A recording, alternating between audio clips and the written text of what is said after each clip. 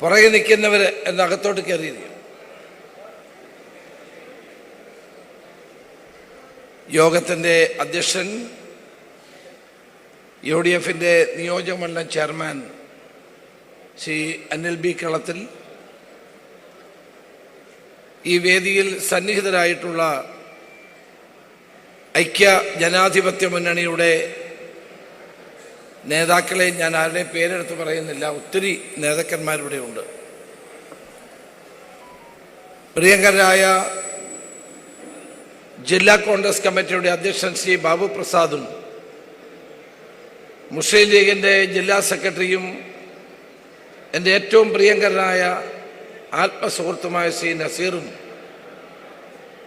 RSPയുടെ state secretariat അംഗം ശ്രീ രാജേഷനും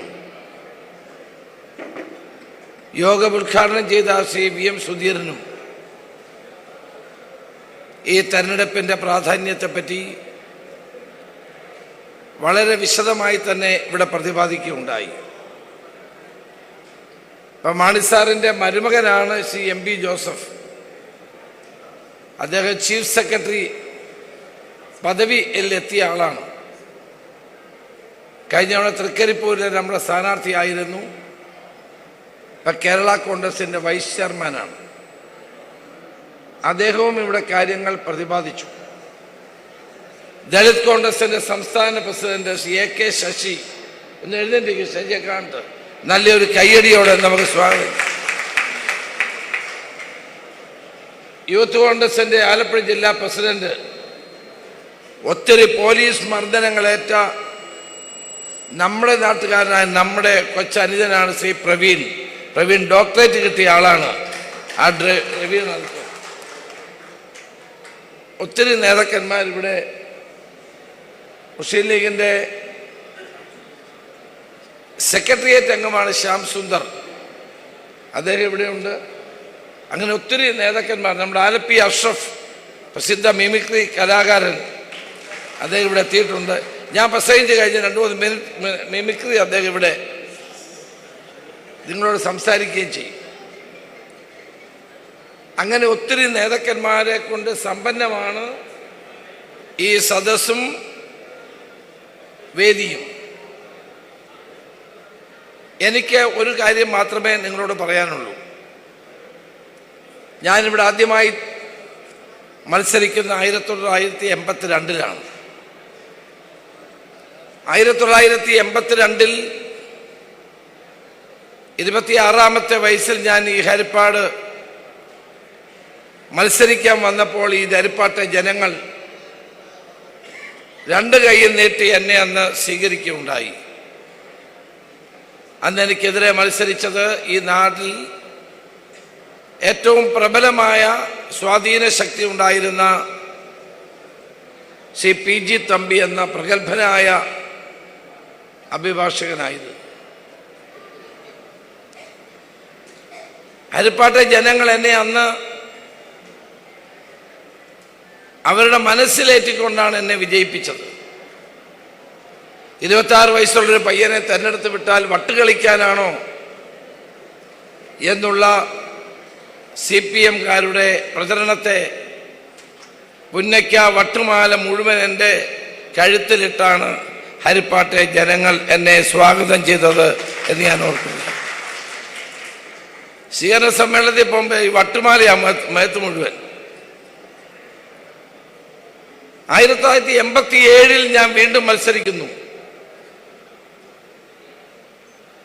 82-ൽ മത്സരിച്ചാണ് മന്ത്രിയാവുന്നത്. കേരളത്തിൻ്റെ ചരിത്രത്തിൽ 28-ാമത്തെ വയസ്സിൽ ആരും മന്ത്രിയായിട്ടില്ല. ആ റെക്കോർഡ് ഇതുവരെ ആരും തിരുത്തിയിട്ടുമില്ല. 87-ൽ വീണ്ടും മത്സരിച്ചപ്പോൾ അന്ന് ശ്രീ AV താമരാഷ്ട്രനുമായിട്ടായിരുന്നു മത്സരം.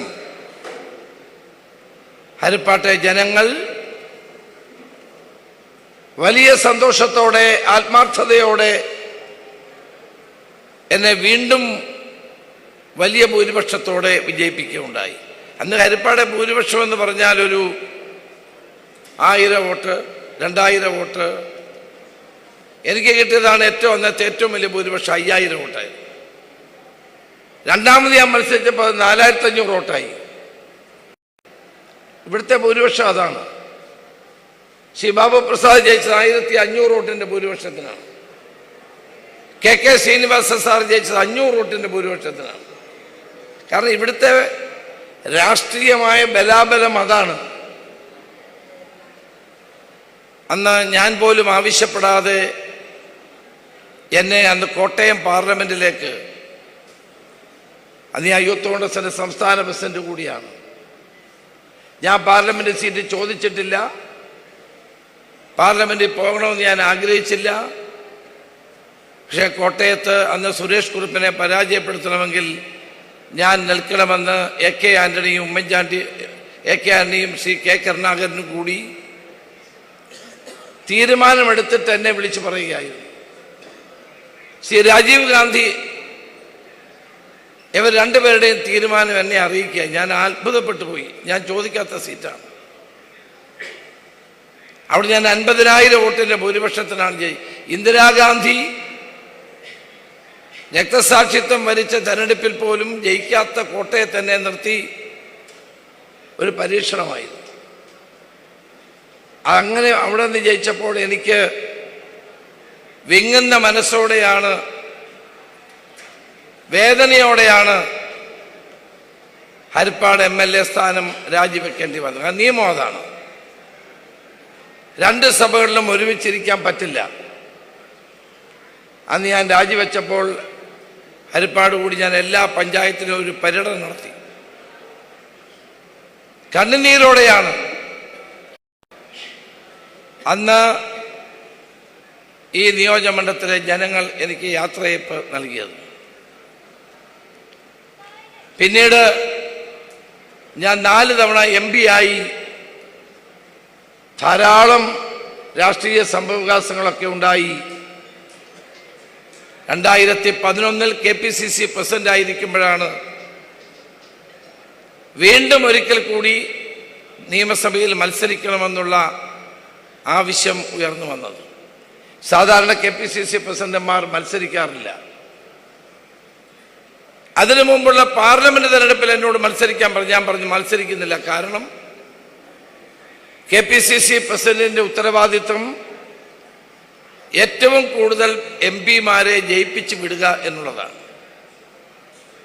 അന്ന് 16 MP-മാരെ വിജയിപ്പിച്ച്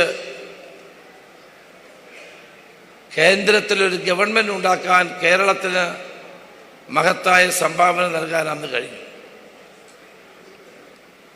2011 എന്നോട് പറഞ്ഞു തിരുവനന്തപുരത്ത് നിന്ന് മത്സരിക്കണം. സെക്രട്ടേറിയറ്റ് ഇരിക്കുന്ന KPCC ഓഫീസിരിക്കുന്ന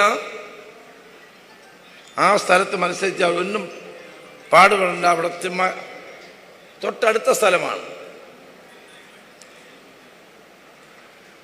എന്നോട് മറ്റ് പല മണ്ഡലങ്ങളെ പറ്റിയും പേരുകളും അവിടൊക്കെ മത്സരിക്കണം. അന്നിവിടെ MLA ആയിരുന്ന ശ്രീ ബാബു പ്രസാദും ഞങ്ങളെല്ലാവരും കൂടി ആലോചിച്ചു. ബാബു പ്രസാദ് പൂർണ്ണ മനസ്സോടെ എന്നോട് പറഞ്ഞത് ഞാൻ ഹരിപ്പാട് നിന്ന് മത്സരിക്കണമെന്നാണ്. അത് ശ്രീ ബാബു പ്രസാദ് ചെയ്ത ജീവിതത്തിലെ ഒരു ത്യാഗമാണ്. എനിക്ക് വേണമായിരുന്നെങ്കിൽ എവിടെ KPCC പ്രസിഡന്റ് കേരളത്തിലെ എവിടെ വേണമെങ്കിലും മത്സരിക്കാം. പക്ഷെ ഈ നാട്ടിലെ ജനങ്ങളുമായിട്ടുള്ള എൻ്റെ വൈകാരികമായ ബന്ധം, ഇവിടുത്തെ ഓരോ കുടുംബങ്ങളുമായിട്ടുള്ള എൻ്റെ വൈകാരികമായ ബന്ധം, രാഷ്ട്രീയത്തിന് അതീതമായി എന്നെ സ്നേഹിക്കുന്ന ഹരിപ്പാട്ടെ ജനങ്ങളുമായിട്ടുള്ള എൻ്റെ പൊക്കിൾക്കൊടി ബന്ധം, അത് നിലനിൽക്കുമ്പോൾ മറ്റൊരു മണ്ഡലത്തിലും പോകണ്ട എന്നാണ് ഞാൻ തീരുമാനിച്ചത്. 2011 വീണ്ടും ഹരിപ്പാട് ഞാൻ മത്സരിച്ചു.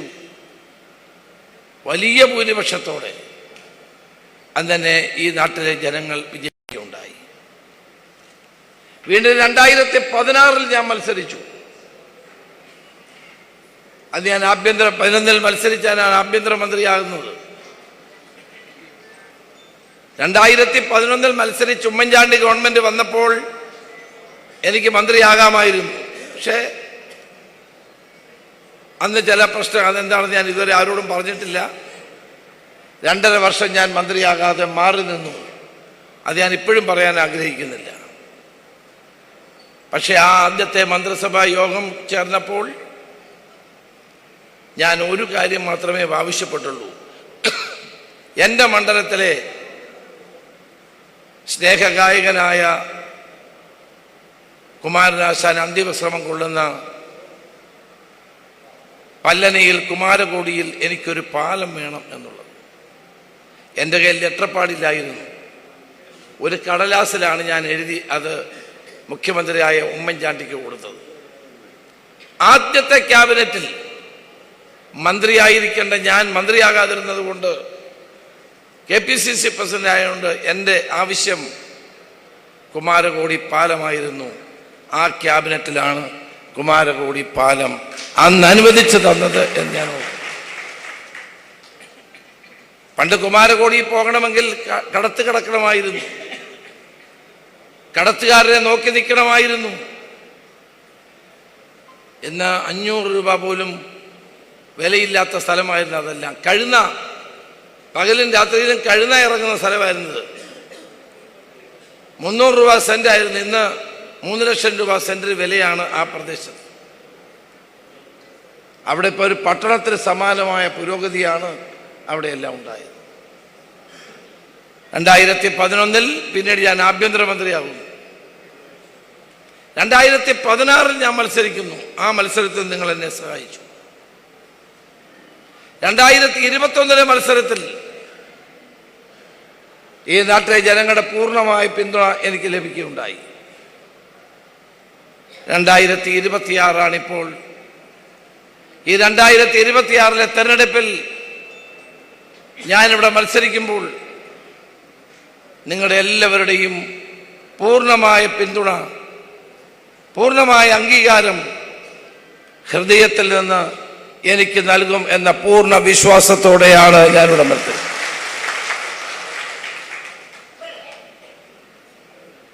ഹരിപ്പാട്ടുകാരെ ഞാൻ ഒരിക്കലും രാഷ്ട്രീയമായ വേർതിരിവ് ഒരിക്കലും ഞാൻ കാണിക്കാം, MLA എന്നുള്ളത് ഞാൻ കാണിക്കാറില്ല. കോൺഗ്രസ്സുകാർക്ക് പലർക്കും അതിനെപ്പറ്റി പരാതിയുണ്ട് എന്നോട്. സാറിൻ്റെ അടുക്കൽ, രമേശിൻ്റെ അടുക്കൽ CPM-കാരോ CPI-കാരോ പ്രതിപക്ഷത്തുള്ള പാർട്ടികളോ ആരെങ്കിലും വന്നാൽ അവർക്കായിരിക്കും, അവരുടെ കാര്യമായിരിക്കും ആദ്യം ചെയ്തു കൊടുക്കുന്നത്. നിങ്ങൾ എന്നോട് പറയണം, 6 തെരഞ്ഞെടുപ്പിൽ ഈ നാട്ടിൽ നിന്ന് ജയിച്ച ഒരാൾക്ക് രാഷ്ട്രീയത്തിൻ്റെയോ ജാതിയുടെയോ പ്രദേശത്തിൻ്റെയോ അടിസ്ഥാനത്തിൽ ഈ നാട്ടിലെ ജനങ്ങളെ വേർതിരിവോടെ കാണാൻ കഴിയുമോ? എന്നെ ഇത്രമാത്രം സ്നേഹിക്കുന്ന ഈ നാട്ടിലെ ജനങ്ങളെ എനിക്ക് കക്ഷി രാഷ്ട്രീയത്തിൻ്റെ വിഭാഗീയമായ ചിന്തകൾക്കപ്പുറത്ത് എനിക്ക് കാണേണ്ടി വരില്ലേ? കോൺഗ്രസ്സുകാർ മാത്രമല്ല, മറ്റുള്ളവരും UDF-കാർ മാത്രമല്ല, മറ്റുള്ളവർ വോട്ട് ചെയ്തത് കൊണ്ടല്ലേ 19,000 വരെ വോട്ടിൻ്റെ ഭൂരിപക്ഷം എനിക്കിവിടെ ലഭിച്ചത്. ഞാൻ പറഞ്ഞു, 500 വോട്ടിനും 1000 വോട്ടിൻ്റെയും വ്യത്യാസമുള്ള മണ്ഡലമാണിത്. നമ്മുടെ പ്രിയങ്കരനായ MP ശ്രീ KC വേണുഗോപാലും ഇവിടെ നിന്നപ്പോഴൊക്കെ വൻപിച്ച ഭൂരിപക്ഷം നേടിയിട്ടുണ്ട്. കഴിഞ്ഞ തവണ നമ്മുടെ പ്രതീക്ഷയ്ക്കൊത്ത് MP-ക്ക് ഭൂരിപക്ഷം കൊടുക്കാൻ കഴിഞ്ഞില്ല. അതിലേക്ക് ഞാൻ പിന്നീട് വരാം. അപ്പൊ വൈകാരികമായ ഒരു ബന്ധം, ഹൃദയപരമായ ഒരു ബന്ധം, കുടുംബപരമായ ഒരു ബന്ധം ഹരിപ്പാട്ടെ ഓരോ കുടുംബങ്ങളുമായി എനിക്കുണ്ട്. ഞാൻ എടുത്ത് കൊണ്ട് നടന്ന കുട്ടികൾ, അവർ കല്യാണം കഴിച്ച് അവരുടെ കുട്ടികൾ കല്യാണം കഴിച്ച് നിൽക്കുന്ന കല്യാണത്തിലാണ് ഞാനിപ്പോൾ പോയിക്കൊണ്ടിരിക്കുന്നത്. 3-4 തലമുറകളുമായിട്ട് അഭേദ്യമായ ബന്ധം എനിക്കുണ്ട് എന്നത് ഒരു സത്യമല്ലേ? ഞാനതിനകത്ത് ഏതെങ്കിലും പാർട്ടിയുടെ ലേബൽ ഒരിക്കലും കാണാൻ ശ്രമിച്ചിട്ട് ഞാൻ കാണാൻ പാടില്ല. ഒരുപക്ഷെ ഇത്രയും തെരഞ്ഞെടുപ്പുകളിൽ ഒരാളിനെ 2 തെരഞ്ഞെടുപ്പിൽ ജയിച്ചിട്ട് ഞാൻ ഇവിടുന്ന് പോയിട്ടും പിന്നെ 15 വർഷം കഴിഞ്ഞ് തിരിച്ചു വരുമ്പോഴും അതേ വികാര വായ്പോടെ എന്നെ സ്വീകരിക്കാൻ ഈ നാട്ടിലെ ജനങ്ങൾക്ക് പ്രയാസമില്ലെങ്കിൽ അതെത്രമാത്രം വാത്സല്യമാണ് ഈ നാട് എനിക്ക് നൽകിയത് എന്ന് നമ്മളെല്ലാവരും ഓർക്കണം. സുനാമി ഉണ്ടായപ്പോൾ ഞാൻ മാവേലിക്കര MP ആയിരുന്നു. പക്ഷേ ഞാൻ അന്ന് ഇവിടെ ആയിരുന്നു കൂടുതൽ സമയവും. ഞാൻ MP അല്ല, അന്ന് KPC പ്രസിഡന്റായിരുന്നു. ഈ നാട്ടിൽ എന്തെങ്കിലും പ്രയാസമുണ്ടാകുമ്പോൾ ഇവിടുത്തെ MLA-മാരെക്കാൾ കൂടുതൽ ഹരിപ്പാട്ടിലെ ജനങ്ങൾ ആശ്രയിച്ചതും എന്നെയാണ്. ഞാനും ആശ്രയിച്ചതും അവരെയാണ്. എൻ്റെ രാഷ്ട്രീയ ജീവിതത്തിൽ ഉയർച്ചകൾ ഉണ്ടായിട്ടുണ്ട്, താഴ്ചകൾ ഉണ്ടായിട്ടുണ്ട്. താഴ്ചകളിൽ എന്നെ താങ്ങി നിർത്തിയത് ഹരിപ്പാടുകാരാണ്.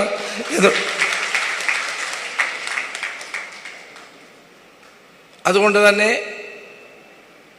ആ ബന്ധം വൈകാരികമാണ്. ആ ബന്ധത്തിന് വലിയ വിലയുണ്ട്. രാഷ്ട്രീയം മാറുകയും പോവുകയും ചെയ്യും, മന്ത്രിയാവുകയും അല്ലാതാവുകയും ചെയ്യും. പക്ഷേ ഹരിപ്പാട്ടെ ജനങ്ങൾ തികച്ചും വൈകാരികമായി അവരുടെ ഹൃദയത്തിൽ ഒരു സ്ഥാനം എനിക്ക് നൽകിയിട്ടുണ്ട് എന്നുള്ളതിന് ഇതിനേക്കാൾ എന്ത് തെളിവാണ് ആവശ്യമെന്നാണ് എനിക്ക് പറയുന്നത്. രാഷ്ട്രീയത്തിൽ നമുക്ക് ഉയർച്ചകൾ ഉണ്ടാകും, താഴ്ചകൾ ഉണ്ടാകും. എൻ്റെ ഉയർച്ച താഴ്ചകളിൽ ഈ നാട്ടിലെ ജനങ്ങൾ നിന്നിട്ടുണ്ടെങ്കിൽ അവരോടുള്ള വൈകാരികമായ ഭാവവും ആ ഹൃദയബന്ധവും കാത്തു സൂക്ഷിക്കേണ്ട ഉത്തരവാദിത്വം എനിക്കെന്നുമുണ്ട്. നാളെ ഞാൻ ആരുമായില്ലെങ്കിലും ഈ നാടും ഈ നാട്ടിലെ ജനങ്ങളുമായിരിക്കും എനിക്ക് ഏറ്റവും വലുത് എന്ന് ഞാൻ ചൂണ്ടിക്കാണിക്കുന്നത്. ഇവിടെ 5 സെന്റ് സ്ഥലം വാങ്ങിയ ഒരു വീട് വെച്ച് എൻ്റെ വോട്ട് പോലും ഇങ്ങോട്ട് മാറ്റിയത് അതുകൊണ്ട് തന്നെയാണ്. അതുകൊണ്ടാണ് ഹൃദയത്തിൽ ഹരിപ്പാട് എന്ന ക്യാപ്ഷൻ ഞാൻ ഇത്ര വെക്കാൻ തീരുമാനിച്ചത്. ഈ നാട്ടിലെ ജനങ്ങൾ നിങ്ങളാണ് രമേശ് ചെന്നിത്തല എന്ന വ്യക്തിയെ ദേശീയ തലത്തിലും സംസ്ഥാന തലത്തിലും ഉയർച്ചകളിലേക്ക് എത്തിച്ചത് എന്നുള്ള കാര്യത്തിൽ സംശയമില്ല. ആ ഉയർച്ച താഴ്ചകളിൽ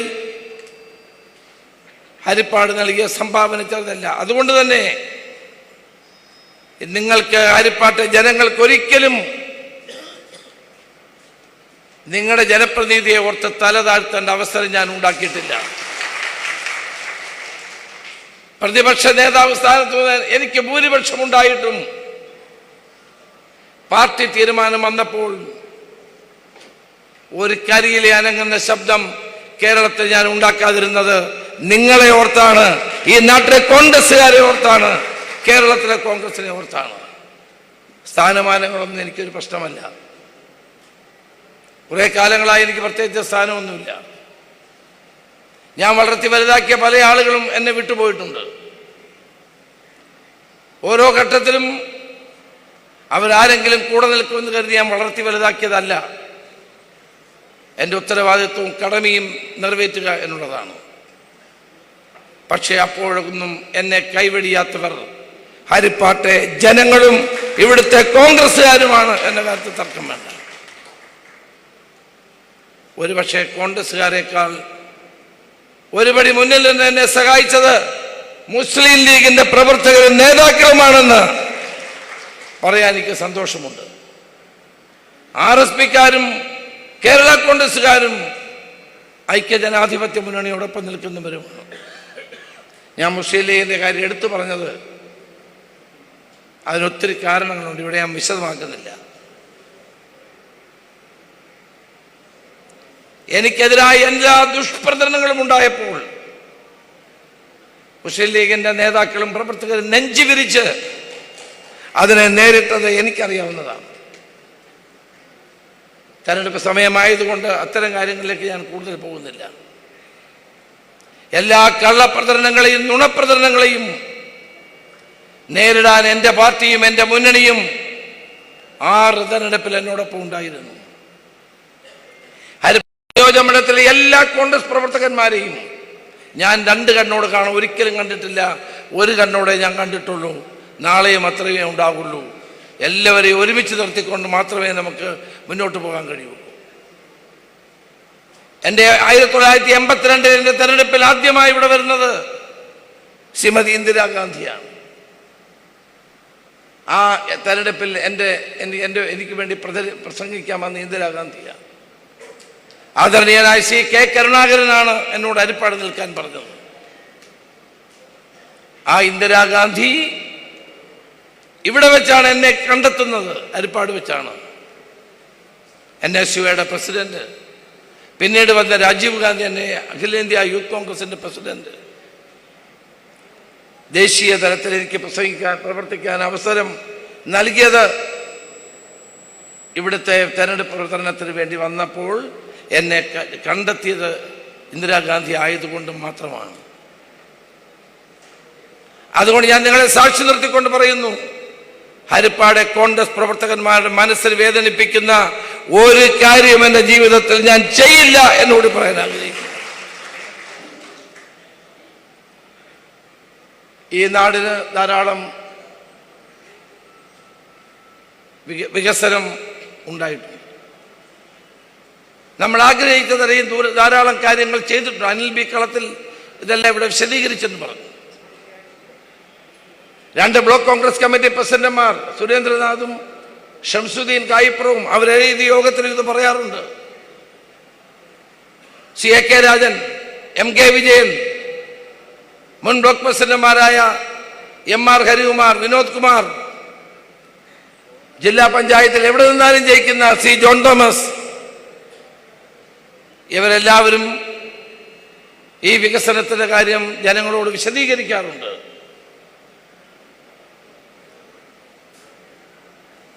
ജില്ലാ കോൺഗ്രസ് കമ്മിറ്റിയുടെ ഭാരവാഹികൾ ജേക്കബ് തമ്പാൻ, മുഞ്ഞനാട് രാമേന്ദ്രൻ, ശ്രീ MB സജി, ഷുക്കൂർ,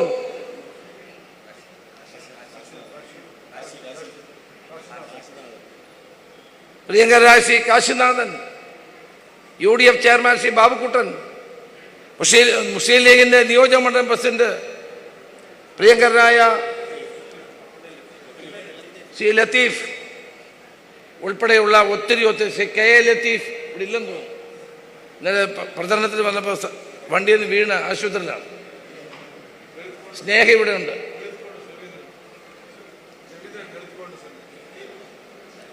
രവിപുരത്തെ രവീന്ദ്രൻ, പ്രിയപ്പെട്ട ശ്രീ ബേബി ജോൺ, കേരള കോൺഗ്രസ് നേതാവ്. കാലില്ലെങ്കിലും കൈയില്ലെങ്കിലും ഹൃദയമുള്ള ആളാണ് ശ്രീ S ദീപു എന്ന് പറയാൻ ഞാൻ ആഗ്രഹിക്കുന്നു. അങ്ങനെ പേരെടുത്ത് പറയണമെങ്കിൽ ഒത്തിരി നേതാക്കന്മാർ, അതോടൊപ്പം തന്നെ മുൻ മുനിസിപ്പൽ ചെയർമാൻമാർ. ഞാൻ 82 മത്സരിക്കാൻ വന്നപ്പോൾ എന്നെ കൈപിടിച്ച് മുന്നോട്ട് നയിച്ച KM രാജു, MK വിജയൻ ഉൾപ്പെടെയുള്ള എത്രയോ നേതാക്കന്മാരുടെ കഠിനാധ്വാനം എൻ്റെ വിജയത്തിന് വേണ്ടി ഉണ്ടായിരുന്നു എന്നുള്ളത് ഞാൻ ഓർക്കുകയാണ്. അന്തരിച്ചു പോയ ശ്രീ D നാരായണപിള്ള, അന്തരിച്ച ശ്രീ മംഗലത്തുമടത്ത് ചേട്ടൻ ഉൾപ്പെടെയുള്ള എത്രയോ ത്യാഗധനന്മാരായ നേതാക്കന്മാർ എൻ്റെ വഴികാട്ടികളായി ഇവിടെ ഉണ്ടായിരുന്നു. AK രമണൻ, ഭാസ്കരൻ നായർ സാറ്, ഇബ്രാഹിംകുട്ടി, അവസാനം പറയാൻ വെച്ചിരിക്കുകയാണ്. എൻ്റെ തെരഞ്ഞെടുപ്പിൽ ജീവിച്ചിരുന്ന കാലം മുതൽ ആ കാലഘട്ടം മുഴുവൻ എന്നെ ഒന്നും അറിയിക്കാതെ എന്നെ വിജയത്തിന് വേണ്ടി പ്രവർത്തിച്ച CMM ബഷീറിനെ എനിക്ക് എൻ്റെ ജീവിതത്തിൽ ഒരിക്കലും മറക്കാൻ സാധ്യമല്ല. ഹരിപ്പാട്ടെ കോൺഗ്രസ്സുകാർക്ക് മറക്കാൻ കഴിയില്ല. ബഷീറിൻ്റെ അസാന്നിധ്യമാണ് എനിക്ക് കൂടുതൽ ദിവസങ്ങൾ ഇവിടെ നിൽക്കേണ്ടി വരുന്നത്. പലപ്പോഴും ഈ നാടുമായിട്ടുള്ള എൻ്റെ ബന്ധം എത്ര വിശദീകരിച്ചാലും എനിക്ക് മതിയാവില്ല, എത്ര പുസ്തകങ്ങൾ എഴുതിയാലും എനിക്ക് തീരില്ല. ആ ബന്ധം ഒരുപക്ഷെ കേരളത്തിലെ ഒരു രാഷ്ട്രീയ നേതാവിനും ഇതുപോലൊരു ബന്ധം ഒരു നാടുമായിട്ടുണ്ടോ എന്ന് ചോദിച്ചാൽ ഇല്ല എന്ന് വേണ്ടി ഞാൻ പറയും. ആ ബന്ധത്തിനെ മാറ്റുരച്ച് നോക്കുന്ന ഒരു തെരഞ്ഞെടുപ്പാണ് 2026 ഇവിടെ നടക്കാൻ പോകുന്നത്. നിങ്ങൾക്കറിയാം, ഇന്നിവിടെ നമ്മളോടൊപ്പം ഇല്ലെങ്കിലും ആശുപത്രി ചികിത്സയിൽ കഴിയുന്ന ശ്രീ രാജേന്ദ്ര കുറുപ്പ് ഞാൻ ഇടയ്ക്കിടയ്ക്ക് പോയി കാണും. ഇപ്പോൾ നമ്മളെ കാണുമ്പോൾ പൊട്ടിക്കറിയും. DCC ജനറൽ സെക്രട്ടറി ആയി DC പ്രസിഡന്റ് ശ്രീ ബാബു പ്രസാദ് അദ്ദേഹത്തെ കഴിഞ്ഞ ദിവസം നോമിനേറ്റ് ചെയ്യുകയുണ്ടായി. അതുപോലെയുള്ള എത്രയോ ത്യാഗധന്യന്മാരായ നേതാക്കന്മാരുടെയും പ്രവർത്തകരുടെ പേര് പറയാനാണെങ്കിൽ എത്ര സമയം വേണമെങ്കിലും എടുക്കും. അവരുടെ എല്ലാം കഠിനാധ്വാനത്തിൻ്റെ ഫലമാണ് ആയിരക്കണക്കിന് കോൺഗ്രസ് പ്രവർത്തകരുടെ, ഹരിപ്പാട്ടെ കോൺഗ്രസ് നേതാക്കന്മാരുടെ കഠിനാധ്വാനത്തിൻ്റെ ഫലമാണ് രമേശ് ചെന്നിത്തല എന്ന വ്യക്തി എന്ന് ഞാൻ ചൂണ്ടിക്കാണിക്കാൻ ആഗ്രഹിക്കുന്ന കാര്യമാണ്. 2026 തെരഞ്ഞെടുപ്പ്, ഈ തെരഞ്ഞെടുപ്പ് ഏറ്റവും നിർണായകമായ ഒരു തെരഞ്ഞെടുപ്പാണ്. കേരളം ശ്രദ്ധിക്കുന്ന ഒരു മണ്ഡലമാണ് ഹരിപ്പാട്. ഇവിടുത്തെ എന്തെങ്കിലും ഒരു ചെറിയ ചലനമുണ്ടായാൽ നിയമസഭയിൽ അവർ പറയാറുണ്ട്. ഇവിടെ ഏതെങ്കിലും ചെറിയ വീഴ്ചയുണ്ടായാൽ കേരളം മുഴുവൻ അതിൻ്റെ അലയടികൾ ഉണ്ടാകാറുണ്ട്. നമ്മുടെ 204 ബൂത്താണ് അല്ലേ, 204 ബൂത്താണ് ഇപ്പോൾ ഉള്ളത്. പണ്ട് 187 ഉള്ളായിരുന്നു. നാളെ നമ്മളെല്ലാ വീടുകളിലും ബൂത്ത് കമ്മിറ്റിക്കാർ ഭവന സന്ദർശനമാണ്. നിങ്ങൾ വീടുകളിൽ പോകണം, ആളുകളോട് കാര്യങ്ങൾ വിശദീകരിക്കണം. കാരണം ഒരു ഭാഗത്ത് BJPയുടെ കള്ളപ്രചരണം, മറുഭാഗത്ത് ഇടതുപക്ഷ മുന്നണിയുടെ കള്ളപ്രചരണം. ഈ രണ്ട് കള്ളപ്രചരണങ്ങൾ നടക്കുമ്പോൾ സത്യം ക്രൂശിലേറ്റാൻ ശ്രമിക്കുമ്പോൾ വസ്തുതകൾ ജനങ്ങളോട് പറയേണ്ടത് ആവശ്യമാണ്. അങ്ങനെ നാളെ 204 ബൂത്തിലും നമ്മുടെ ബൂത്ത് പ്രസിഡന്റുമാരുടെ നേതൃത്വത്തിൽ ഭവന സന്ദർശനം നടന്നേ മതിയാകൂ. ആ 204 ബൂത്തിലും നിങ്ങൾക്കറിയാം, ഞാൻ വന്നില്ലെങ്കിലും എനിക്ക് പുതിയ സംവിധാനം ഉപയോഗിച്ച് ഏത് ബൂത്തിലാണ് കയറാത്തതെന്ന് എനിക്കറിയാം. ഓരോ ബൂത്തിലും എന്ത് നടക്കുന്നുവെന്ന് എനിക്കിവിടെ എൻ്റെ ടെലിഫോണിലൂടെ അറിയാൻ കഴിയും. എനിക്ക് നിങ്ങളെ 100% വിശ്വാസമാണ്. നാളെ രാവിലെ 8 മണിക്ക് എല്ലാ ബൂത്തിലും, ഞാൻ എൻ്റെ ബൂത്തിൽ, നിങ്ങൾ ഓരോരുത്തരും നിങ്ങളുടെ ബൂത്തിൽ നാളെ 8 മണിക്ക് നമ്മൾ വീട് കയറാൻ ആരംഭിക്കുകയാണ്. നിങ്ങൾക്ക് സമ്മതമാണല്ലോ? ഞാൻ അടക്കം എല്ലാവരും കൈ ഉയർത്തിക്ക്. നമ്മളെല്ലാവരും നാളെ 8 മണിക്ക് ഞാനടക്കം എല്ലാവരും ബൂത്തുകളിൽ നാളെ കയറുക. ആദ്യത്തെ സ്ക്വാഡ് വർക്കാണ്. കാരണം ഇത്തവണ തെരഞ്ഞെടുപ്പിന് സമയമില്ല. ആകെ 11 ദിവസമുള്ള പെസഹ വ്യാഴാഴ്ച, ദുഃഖവെള്ളിയാഴ്ച, ഈസ്റ്റർ 3 ദിവസം പോയി. പെരുന്നാളായി, ചെറിയ പെരുന്നാളായിരുന്നു, 2 ദിവസം അങ്ങനെ പോയി. ഇനി നമ്മുടെ കയ്യിൽ ആകെ 7 ദിവസമുള്ളത്. കേരളത്തിൽ ആദ്യമായിട്ടാണ് ഇങ്ങനൊരു തെരഞ്ഞെടുപ്പ് നടക്കുന്നത്. നമ്മുടെ കയ്യിൽ സമയമില്ല. അതുകൊണ്ടാണ് നാളെ നസീർ, അതുകൊണ്ടാണ് നാളെ സ്ക്വാഡ് കയറാനുള്ള തീരുമാനമെടുത്തത്. ഈ സ്ക്വാഡ് കയറി എല്ലാ വീടുകളിലും പോയി സ്ഥാനാർത്ഥിയോട് അഭ്യർത്ഥന കൊടുക്കണം. അതെല്ലാം നിങ്ങളുടെ കയ്യിൽ എത്തിച്ചിട്ടുണ്ട്. നാളെ മുതൽ സ്ക്വാഡ് കയറുന്ന പ്രവർത്തനത്തിന് വ്യാപകമായ നേതൃത്വം നിങ്ങൾ ഓരോരുത്തരും കൊടുക്കണം. വീടാന്തരം കയറി ഇറങ്ങി കാര്യങ്ങൾ വിശദീകരിക്കണം. കേരളത്തിൽ ഒരു ഭരണമാറ്റം അനിവാര്യമാണ്. ഒരു സംശയവും വേണ്ട. ഈ തെരഞ്ഞെടുപ്പിലൂടെ 100 സീറ്റ് നേടി UDF അധികാരത്തിൽ വരുമെന്ന കാര്യത്തിൽ തർക്കമില്ല. ആ 100 സീറ്റുമായി വരുമ്പോൾ ഏറ്റവും വലിയ ഭൂരിപക്ഷം ഹരിപ്പാട്ടെ UDF സ്ഥാനാർത്ഥിക്ക് ആയിരിക്കണമെന്നുള്ള കാര്യത്തിൽ നിങ്ങൾക്ക് നിർബന്ധമുണ്ടാകും. ഞാൻ നിങ്ങൾക്ക് വിട്ടുതരുന്നു. നിങ്ങൾക്കറിയാം, ഞാൻ സംസ്ഥാനത്തെ പ്രചരണ സമിതിയുടെ ചെയർമാനാണ്. 25-ാം തീയതി രാഹുൽ ഗാന്ധി വരുന്നു. നമ്മുടെ ആദ്യത്തെ മെഗാ റാലി കോഴിക്കോട്. ഞാൻ അതിൻ്റെ പിന്നാലെയാണ് 2 ദിവസമായി. ആ റാലിക്ക് എനിക്ക് പോകണം, ആ റാലി അറേഞ്ച് ചെയ്യണം. ഈ യോഗം കഴിഞ്ഞാൽ എനിക്ക് തൃശ്ശൂരിൽ 3 ഇതുപോലുള്ള കൺവെൻഷൻ ഇരിങ്ങാലക്കുട ഉൾപ്പെടെ പങ്കെടുക്കണം. കേരളത്തിൻ്റെ പല ഭാഗത്തും പോകേണ്ടി വരും. കഴിഞ്ഞ തവണ നസീറെ ഞാൻ ആകെ 4 ദിവസമായിരുന്നു ഹരിപ്പാടുണ്ടായത്. 4 ദിവസം. ഇത്തവണ 4 അല്ല, കുറച്ചുകൂടെ കൂട്ടുക, അങ്ങനെ സമയമില്ലല്ലോ. 4 ദിവസമേ ഞാൻ തെരഞ്ഞെടുപ്പ് പ്രചരണത്തിൽ ഉണ്ടായിരുന്നുള്ളൂ. എന്നിട്ട് നിങ്ങൾ എന്നെ വൻപിച്ച ഭൂരിപക്ഷത്തോടെ വിജയിപ്പിച്ചു. ഇത്തവണയും 4 ദിവസം ഉണ്ടാകാൻ കഴിയൂ, സമയമില്ല. അപ്പം നിങ്ങൾ ഓരോരുത്തരുമാണ് രമേശ് ചെന്നിത്തല എന്ന് കണ്ട് ആളുകളോട് കാര്യങ്ങൾ വിശദീകരിക്കണം. നമ്മുടെ വോട്ടർമാരെ നേരിട്ട് കണ്ട് വിവരങ്ങൾ പറയണം. ഇപ്പം എൻ്റെ സാന്നിധ്യം എല്ലായിടത്തും ഉണ്ടാകാൻ പാടാണ്. പക്ഷെ ഞങ്ങൾ ഓർക്കണം, കഴിഞ്ഞ 5 വർഷം എല്ലാ ഞായറാഴ്ചകളിലും ശനിയാഴ്ചകളിലും ഞാൻ ഈ മണ്ണിലുണ്ടായിരുന്നു. ഈ വേലായുധ സ്വാമിയുടെ മണ്ണിൽ കഴിഞ്ഞ 5 വർഷവും ഞാൻ ശനി ഞായർ തീയതികളിൽ ഇവിടെ ഉണ്ടായിരുന്നു.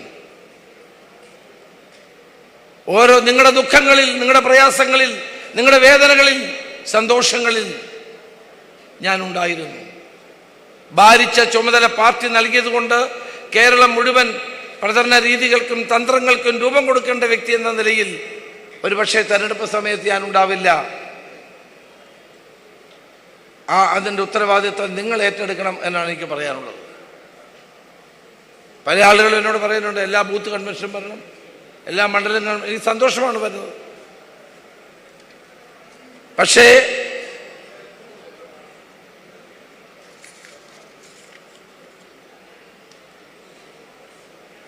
ഈ ഉത്തരവാദിത്വം കൂടി എനിക്കുണ്ട് എന്നത് നിങ്ങൾ മനസ്സിലാക്കേണ്ട ഒരു കാര്യമാണ്.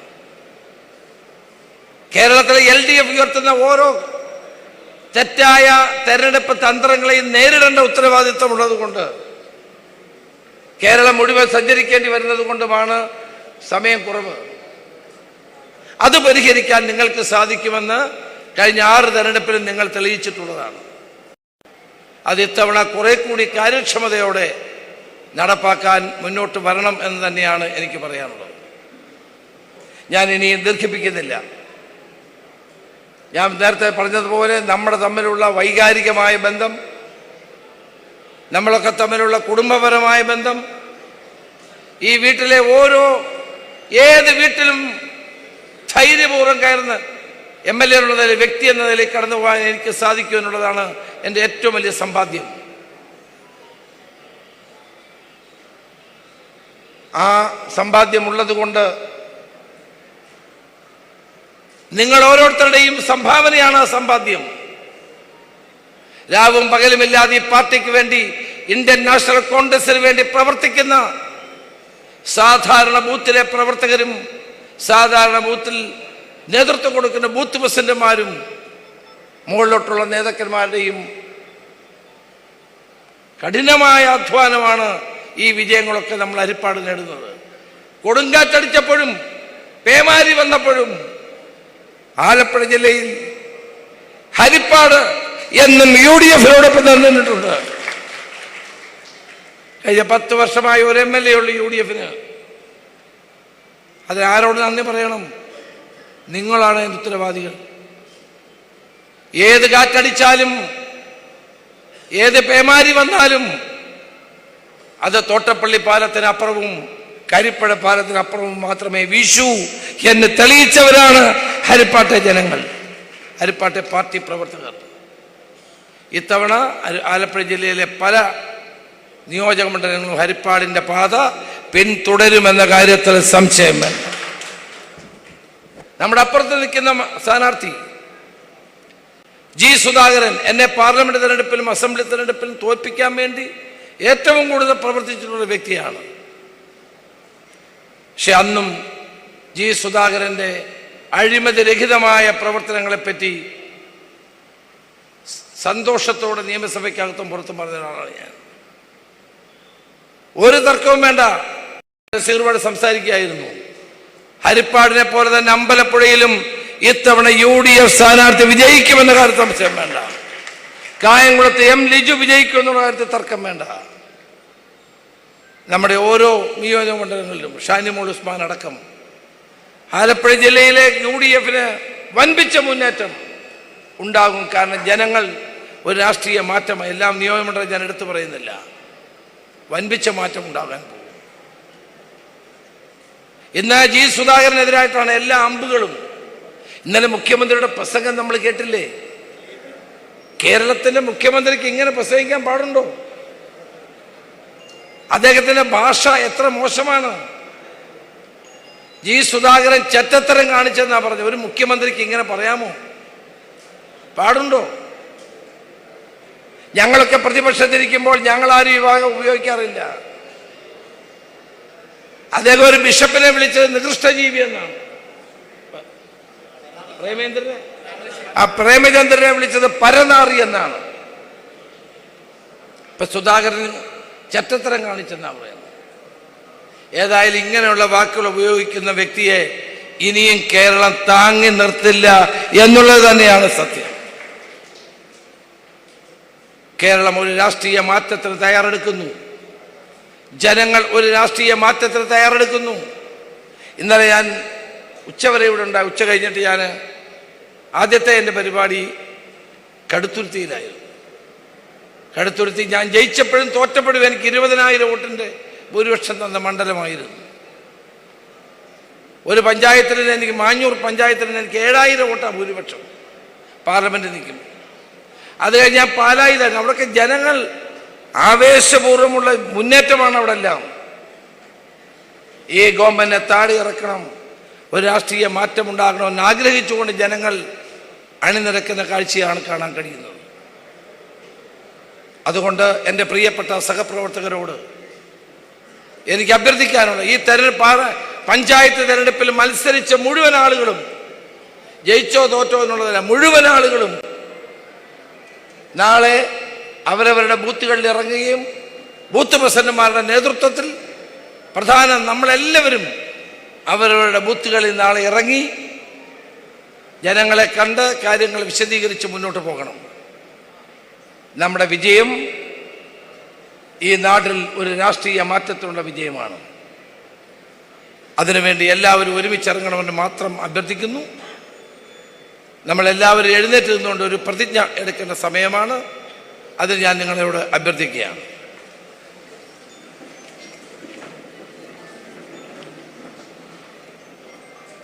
നാളെ ഞാനും എൻ്റെ സഹപ്രവർത്തകരും ഞങ്ങളുടെ ബൂത്തിലെ എല്ലാ ഭവനങ്ങളും സന്ദർശിക്കുമെന്നും UDFന് വേണ്ടി വോട്ട് അഭ്യർത്ഥിക്കുമെന്നും ഞങ്ങളുടെ പ്രദേശത്ത് സമാഹരിക്കാവുന്ന പരമാവധി വോട്ടുകൾ ലഭ്യമാക്കുമെന്നും ഞാൻ പ്രതിജ്ഞ ചെയ്യുന്നു. ജയ് ഹിന്ദ്, ജയ് ഹിന്ദ്, ജയ് ഹിന്ദ്.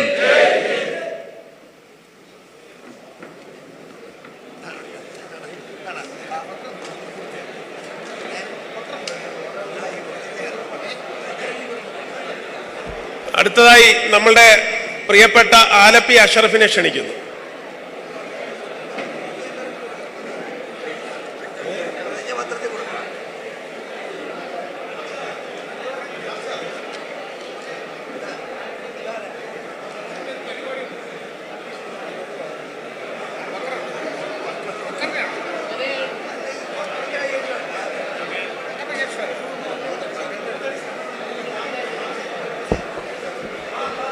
ബഹുമാന്യ അധ്യക്ഷൻ, ഏറ്റവും പ്രിയങ്കരനായ നേതാവ് രമേശ് ചെന്നിത്തല അവർകൾ, വേദിയിലിരിക്കുന്ന മറ്റ് പ്രിയപ്പെട്ട നേതാക്കന്മാരെ,